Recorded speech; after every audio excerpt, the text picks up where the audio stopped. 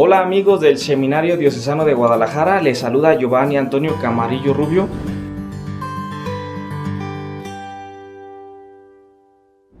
Y el día de hoy vamos a compartir el Evangelio, que está tomado de San Mateo, capítulo 16, versículo del 13 al 23. En aquel tiempo, cuando llegó Jesús a la región de Cesarea de Filipo, hizo esta pregunta a sus discípulos: ¿Quién dice la gente que es el Hijo del Hombre? Ellos le respondieron: unos dicen que eres Juan Bautista, otros que Elías, otros que Jeremías o alguno de los profetas. Luego les preguntó: ¿y ustedes? ¿Quién dicen que soy yo? Simón Pedro tomó la palabra y le dijo: Tú eres el Mesías, el Hijo de Dios vivo. Jesús le dijo entonces: Dichoso tú, Simón, hijo de Juan, porque esto no te lo ha revelado ningún hombre, sino mi Padre que está en los cielos. Y yo te digo a ti que tú eres Pedro, y sobre esta piedra edificaré mi iglesia. Los poderes del infierno no prevalecerán sobre ella. Yo te daré las llaves del reino de los cielos. Todo lo que ates en la tierra quedará atado en el cielo, y todo lo que desates en la tierra quedará desatado en el cielo. Y les ordenó a sus discípulos que no dijeran a nadie que él era el Mesías.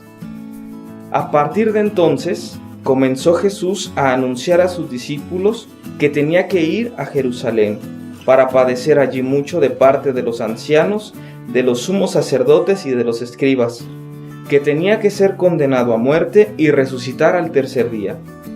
Pedro se lo llevó aparte y trató de disuadirlo diciéndole: No lo permita Dios, Señor, eso no te puede suceder a ti. Pero Jesús se volvió a Pedro y le dijo: Apártate de mí, Satanás, y no intentes hacerme tropezar en mi camino, porque tu modo de pensar no es el de Dios, sino el de los hombres. Palabra del Señor. Gloria a ti, Señor Jesús.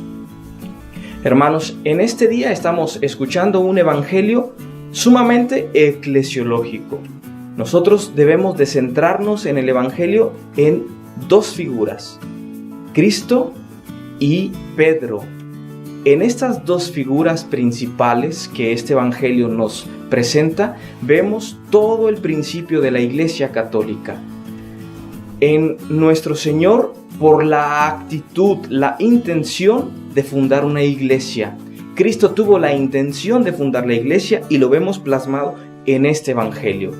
Y en Pedro, que es la roca, que en el cambio de nombre, nosotros debemos de comprender que cuando hay un cambio de nombre en la Sagrada Escritura es porque viene una nueva misión, y cuando le viene de lo alto, en este caso Cristo es el que se lo pone, es una misión divina que Dios quiere que cumpla. Por lo tanto, Pedro en este caso nos puede representar a nosotros en aquella misión que Jesús, que Dios ha instaurado en nuestra vida, en aquella vocación.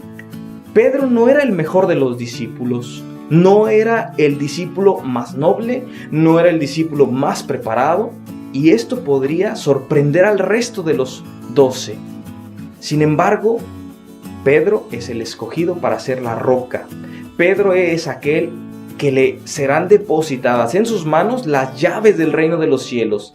Pedro es aquel que por su medio podremos llegar al cielo, podremos llegar a Dios.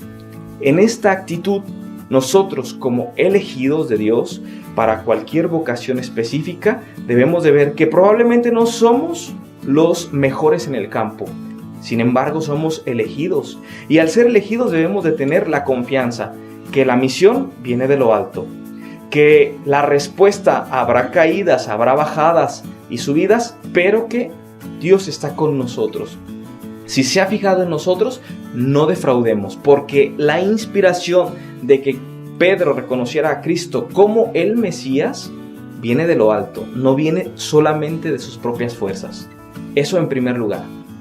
Pero a veces cuando reconocemos la obra de Dios y nos da gusto y le aplaudimos y estamos muy contentos con el Señor, viene nuestra parte humana que nos hace tambalear, y viene esta parte que a Pedro también le hace que tambalee un momento en la fe que acaba de proclamar en el Hijo de Dios. Y es que le dice, tú no puedes padecer, a ti no te puede pasar esto. El plan de Dios con este evangelio debemos de entender que no es de una sola dirección. Puede haber bajadas, puede haber subidas. El plan de Dios es perfecto, sí.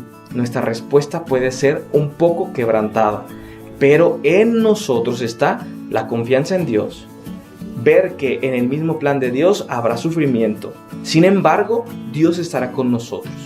Y en este día también yo les invito a que pidamos por el Papa, que es aquel sucesor de Pedro, que es aquel que donde está Pedro está la iglesia, han dicho los padres de la iglesia. Y con esto nosotros debemos de amar al Papa por sobre toda cosa. Como ministro presente aquí en la tierra es el Papa. Así que amémoslo. No nomás gritemos ¡Viva Francisco! No, de eso no sirve. Leamos sus documentos. Tratemos de hacer caso a la llamada de atención. El seguir el magisterio de un Papa también es amarlo, es respetarlo y es venerarlo. Así que en este día a nosotros nos queda el sabernos elegidos de Dios, el saber que en nuestra misión puede haber subidas y bajadas y que tenemos que tener un gran cariño y amor hacia el Papa. Que tengan un excelente día.